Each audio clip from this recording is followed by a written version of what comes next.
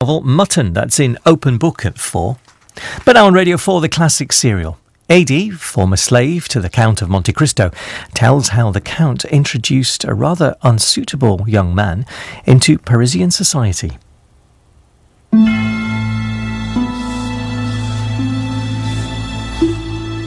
The Count of Monte Cristo by Alexandre Dumas. Adapted by Sebastian Bonszkiewicz. Part 3.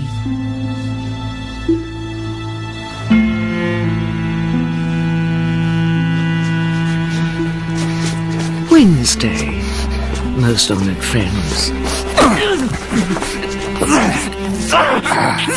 Fire off my hand! You're standing on my hand!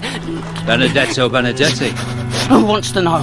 Is your name Benedetto Benedetti? Yes, yes! Now, Benedetto Benedetti, may I assume I have your full attention? The world turns on a Wednesday. Yes, monsieur, completely. A Wednesday in Marseille. And this is your lucky day. Who are you? I'm the person who's about to change your life. What? You are to present yourself at this address in Paris, exactly 1 week from today. Do you understand? Paris! Do you understand? Yes! Just please, take your foot off my hand. Another cup of tea, Monsieur Jacopo? And a Wednesday in Paris. Thank you. Now, what was it that you were asking? 1 week later. I believe you were a midwife, Madame Lassalle. In a house in Auteuil, number 28, Rue de la Fontaine. No, monsieur, I was a housekeeper. Nothing more. But you did serve at that address 20 years ago, did you not? I did, yes. Then you will recall, I'm sure, the young couple who turned up there one night in some distress. The house was empty. There was a storm, wind and rain. Terrible business. No, I can't say that The young man was Gerard de Villefort, Crown Prosecutor of Paris. Please, monsieur, I have sworn, solemnly sworn, never to speak Do sit down, madame. And she was... Now, there's the thing. Who was she? There was a gardener at Auteuil, Bertuccio. His name was Bertuccio. He can tell you better than I. Find Bertuccio. Bertuccio did not deliver a baby that night. Now, please, Madame Lassalle, be good enough to open that bag. What are these? Diamonds. Diamonds? Worth just over 200,000 francs. A sum which would keep a poor widow such as yourself comfortable until the very end of her days, as well as securing a future for all 5 of her grandchildren. But if the Crown Prosecutor should suspect that I... He will never find you, madame. Man I work for will provide you with a new home down south. Somewhere warm. Montpellier is very nice, I hear. Now, her name. Radishes, my friend. I grow radishes and lettuces. Them lettuces won a prize last year. Delicious. Absolutely delicious. Told you, didn't I? You must find this job of yours occasionally a little tedious. Tedious? I can wait days for a new message to be telegraphed, but you can't ever relax, not for an instant. Because you must keep your eye on the telegraph post yonder. Just as Jacques on the next hill keeps his eye on me. If it weren't for my garden, I don't know what I'd do. And the pay for such a responsible job is... Not worth mentioning, my friend.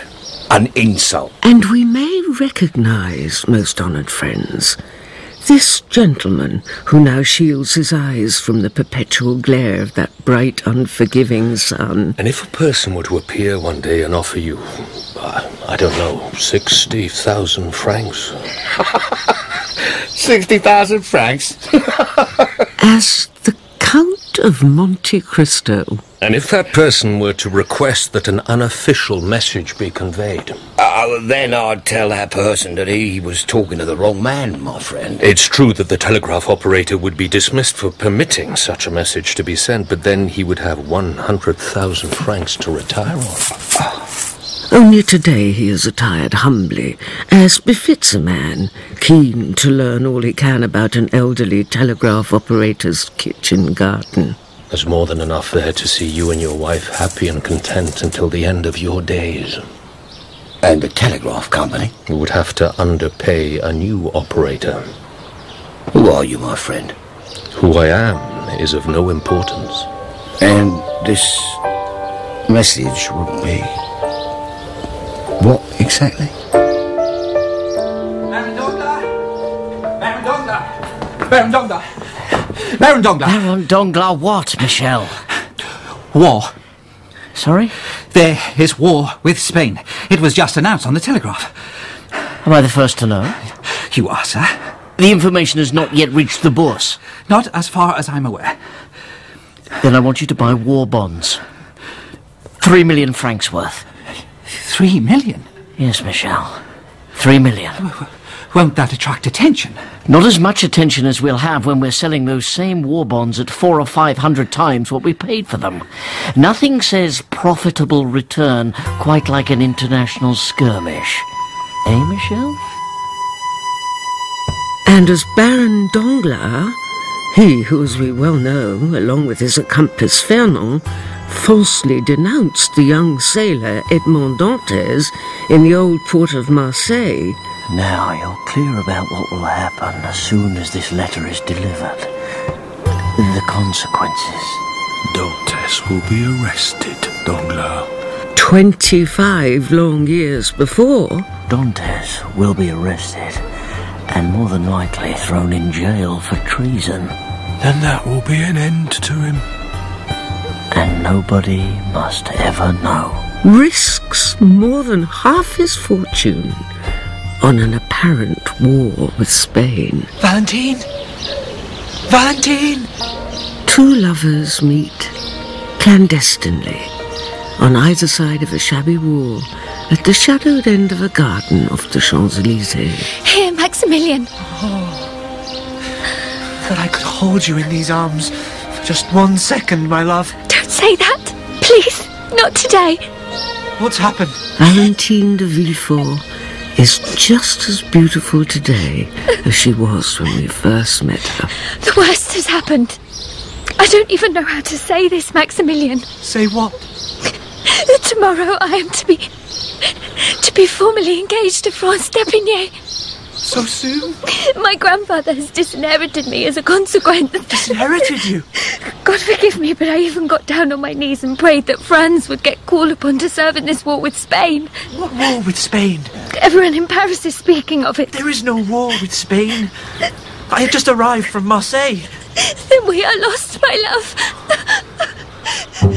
You can imagine my unimaginable and fountainous surprise on hearing the news, my dear Count. But let us now, most honoured friends, consider a little more closely the perilously thin young man we last saw being chased down an alley in Marseille. I am very pleased to see you, Andrea. A man who is now draped inelegantly, draped across an antique chaise longue, smoking an almost equally thin black cigarette. To think that I, Benedetto Benedetti, a poor boy from the slums of Marseille, is actually related. Actually related by blood to the Cavalcantis of Padua. An impossible dream come true. From now on, you will not be known as Benedetto Benedetti. No, Count. No. I shall be known as Andrea.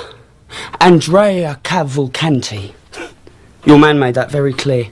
I've had an apartment prepared, and you shall receive a generous weekly income as befits a young man of means and expectation. An income? Is that not acceptable? Well, I understood there was to be an inheritance of some description. As I am your legal guardian, you may rest assured that you will receive all that I have led you to expect, and more, but you will receive it at my discretion. Now, if these are not terms that you can accept, then... I am at your disposal, sir. Excellent. Then tonight you can meet the parents of the girl I have arranged for you to marry. Sorry? Her father's a business associate of mine, Baron Danglars. Of the banking house? Tonight at my house, Noirtier, we will all dine together. I trust that this is acceptable. Oh, perfectly so. Perfectly so, my dear Count. Thank you. However, a word of warning, Andrea. And for a moment there is a chill in that faultlessly furnished apartment on the Champs-Élysées. Yes, Count? A chill which zigzags its way from the tips of Andrea Cavalcanti's toes to the curled ends of his recently coiffed hair. Never think to betray me. Of course not, no. Never, never. Now, Jacopo will show you out. Thank you. Thank you. Signor Cavalcanti is leaving. This way, sir. Until tonight, dear Count. But now a summer storm hurls lightning across that grey, unsuspecting Parisian sky, sending its citizens scuttling. Must say that's a fine-looking coat you've got there. Into densely shadowed doorways. Thank you. What's the hurry, citizen? Please take your hand off my shoulder, sir. Have I changed so very much, Benedetto? I beg your pardon? Easy to forget, I know.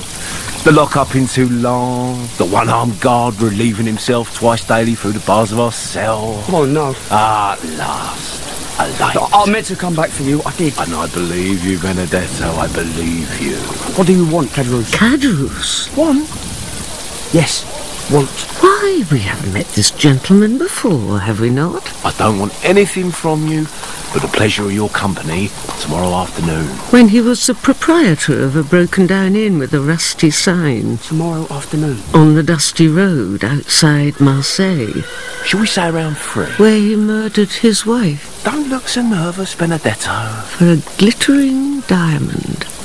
A diamond he received in payment for telling an old priest by the name of Busoni the exact circumstances which led to the betrayal and denunciation... I don't do the thieving anymore, Cadrus. ...of one Edmond Dantes. I turned my back on all that. I gave it up. You're an honest man now. Exactly. The address is on this paper, Benedetto Benedetti. Now don't be late, or I might be compelled to let slip a nasty rumour to the owner of that smart-looking townhouse. The Count of Monte Cristo, is it? Ciao. Cadrus! Cadrus! And as the sky is clear, and the sun dips westward, bathing the streets of Paris in a wash of blinding light... Whoa there! Whoa! Whoa! A carriage pulls up.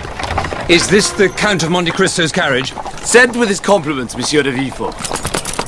You are Monsieur de Villefort, aren't you?